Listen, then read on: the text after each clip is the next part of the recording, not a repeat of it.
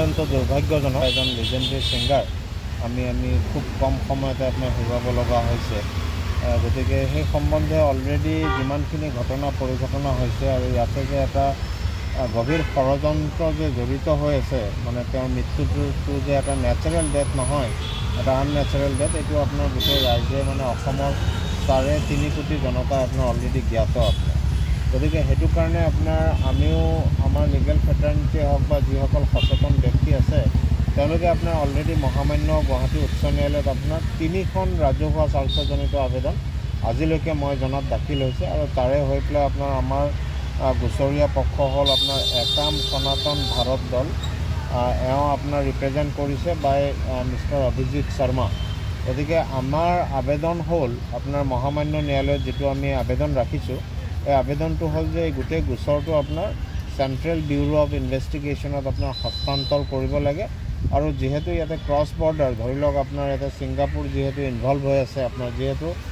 আমি ক'ব বিচাৰিছোঁ যে গোটেই ঘটনাটো ক্ৰিমিনেল যিটো কনস্পিৰেচি এইটো ইণ্ডিয়াত হৈছে আৰু গৈ পেলাই এক্সিকিউশ্যন হৈছে আপোনাৰ হেৰিত মানে ছিংগাপুৰত গতিকে যিহেতু দুটা নেশ্যনছ ইনভলভ হৈ আছে গতিকে ইয়াতে এক্সট্ৰেডিশ্যনৰ কথা আছে আৰু বিভিন্ন মানে আইনী জটিলতা আছে গতিকে গোটেই আইনী জটিলতাখিনি সুকলমে সম্পন্ন কৰিবৰ কাৰণে আপোনাৰ মানে যদি চেণ্ট্ৰেল ব্যুৰ অফ ইনভেষ্টিগেশ্যনক ইনভলভ কৰা যায় গোটেই ইনভেষ্টিগেশ্যনটো তেতিয়াহ'লে আপোনাৰ একিউজসকলক অতি সোনকালে কাৰায়ত্ব কৰিব পৰা যাব আৰু তাৰোপৰি আমি দেখিছোঁ যে ইয়াতে বিভিন্ন আপোনাৰ ক্ৰুচিয়েল এভিডেন্স আছে ধৰি লওক যিখন ইয়াটছত উঠি পেলাই আপোনাৰ তেওঁলোকে ফুৰিব গৈছিলে আপোনাৰ ঘটনাৰ সময়ত তাতে আপোনাৰ যিহেতু আপোনালোকে পাইছে বা আপোনালোকৰ সংবাদ মাধ্যমতো আহি আছে ভেৰি শ্বৰ্ট ভিডিঅ' কিছুমান আহি আছে গতিকে এই ভিডিঅ'সমূহৰ প্ৰিজাৰ্ভেশ্যন বা ইয়াটছৰ যিটো CCTVৰ যিটো ইলেক্ট্ৰনিক এভিডেন্স বুলি আমি কওঁ এই ইলেক্ট্ৰনিক এভিডেন্সৰ প্ৰিজাৰ্ভেশ্যন মানে গোটেইখিনি যাতে অতি সাৱধানতা অৱলম্বন কৰি পেলাই আপোনাৰ এই মানে গোচৰটোৰ ইনভেষ্টিগেশ্যনটো আগবাঢ়ি যায় তেতিয়াহে দোষীয়ে শাস্তি পাব কাৰণ নহ'লে কি হ'ব আপোনাৰ ভৱিষ্যতে যদি আপোনাৰ কিবা এটা লেকুনা থাকি যায় ইনভেষ্টিগেশ্যনত তেতিয়াহ'লে কিন্তু দোষী হাৰি যাব পাৰে সেই সম্ভাৱনা আছে তাৰোপৰি আপোনাৰ ইয়াতে চাওক আমি বিচাৰিছোঁ যে ইয়াতে জুডিচিয়েল ইনকুৱাৰী হ'ব লাগে judicial inquiry by one of the respected and honourable sitting জাজ of our honourable Guwahati high court or by the আপোনাৰ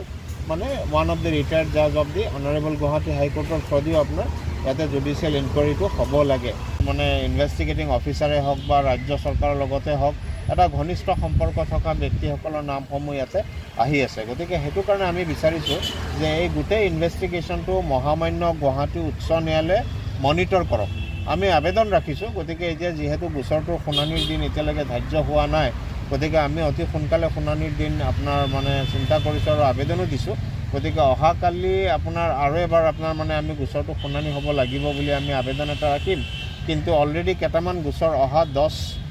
নৱেম্বৰ 2025 তাৰিখেহে আপোনাৰ শুনানিৰ দিন ধাৰ্য কৰিছে আৰু মাজতে যিহেতু এটা লং ভেকেশ্যন আছে গতিকে এই গোচৰটো মানে ধৰি লওক মানে ন্যায়ালয়ৰ তত্ত্বাৱধানত যদি হয় তেতিয়া আমি মানে মানে আমাৰ এটা আশ্বস্ত হ'ম আমি যাতে ইয়াতে ইনভেষ্টিগেটিং এজেঞ্চিয়ে কোনো ধৰণৰ গাফিলতি কৰিব নোৱাৰিব এতিয়া কথাটো হ'ল কি হয় জেনেৰেলি বহিৰাষ্ট্ৰত যেতিয়া এটা অফেন্স হয় তেতিয়া এতিয়া আমিতো আজি এতিয়ালৈকে গম পোৱা নাই ৱেডাৰ ছিংগাপুৰত আপোনাৰ যিটো টেৰিটৰীত আপোনাৰ এই ঘটনাটো হৈছে তাতে আপোনাৰ ছিংগাপুৰ পুলিচে আপোনাৰ কেছ ৰেজিষ্টাৰ কৰিছেনে নাই বা ছিংগাপুৰত কোনটো জুৰিছডিকশ্যনৰ কি জুৰিছডিকশ্যনৰ আণ্ডাৰত ছিংগাপুৰত কেছটো ৰেজিষ্টাৰ হৈছে গতিকে যদি তাতে কিবা এটা গোচৰ অলৰেডি আপোনাৰ ৰেজিষ্ট্ৰেশ্যন হৈ গৈছে তেতিয়াহ'লে ছিংগাপুৰ পুলিচৰ আপোনাৰ প্ৰথম অধিকাৰ আহি যায় তাতে তেওঁলোকে সেই গোটেই গোচৰটো আপোনাৰ মানে ইনভেষ্টিগেশ্যন বা ইনকুৱাৰী কৰাৰ গোটেই মানে অধিকাৰ যিটো ফাৰ্ষ্ট অধিকাৰ এইটো ছিংগাপুৰ গভৰ্ণমেণ্টৰ আহি যায় কিন্তু এতিয়া কি হৈছে আমি ক'ব বিচাৰিছোঁ যে যিহেতু গোটেই ক্ৰিমিনেল কনস্পিৰেচিটো যদি ইণ্ডিয়াত হেডছ হৈছে ধৰি লওক মানে এই মানুহজনক তাতে লৈ গৈ পেলাই আমি কি কৰিম এই গোটেই ঘটনাটো বা কনস্পিৰেচিটো যদি ইণ্ডিয়াত হৈছে তেতিয়াহ'লে ইণ্ডিয়ান গভৰ্ণমেণ্টৰ বা ইণ্ডিয়ান লয় তেওঁলোকক আপোনাৰ ছিংগাপুৰত গৈও ইনভেষ্টিগেশ্যন কৰাৰ এটা power under section 47 of the BNS and 48 of the BNSত আপোনাৰ এই প্ৰভিজনটো আছে কিন্তু এতিয়া কথাটো হ'ল এইটো কৰিবৰ কাৰণে যিটো এক্সট্ৰেডিশ্যন ট্ৰিটি আপোনাৰ গতিকে ফুল এক্সট্ৰেডিশ্যন ট্ৰিটিটো ছিংগাপুৰ গভৰ্ণমেণ্টৰ লগত আমাৰ এতিয়ালৈকে দৃষ্টিগোচৰ হোৱা নাই কিন্তু এটা এক্সট্ৰেডিশ্যন ট্ৰিটি আছে আপোনাৰ under 1962 under the extradition treaty act যিখন আছে আৰু এখন গাইডলাইনো আছে গতিকে এই গাইডলাইনৰ জৰিয়তে আপোনাৰ যদি ৰাজ্য চৰকাৰে বা যিটো স্পেচিয়েল ইনভেষ্টিগেশ্যন টিম বৰ্তমান বনাইছে তেওঁলোকে সেই ডিউ প্ৰচিডিউৰটো ফ'ল' কৰি তাতেও গৈ পেলাই তেওঁলোকক আপোনাৰ সোধপোছো কৰিব পাৰে বা প্ৰয়োজন হ'লে আপোনাৰ এই এক্সট্ৰাডিশ্যন কৰিবৰ কাৰণে তেওঁলোকে যিখিনি ডিউ প্ৰচিডিউৰ অফ ল' ফ'ল' কৰি আছামীসকলক সহায়ত্ব কৰি ইণ্ডিয়ালৈকে আনিব পাৰে।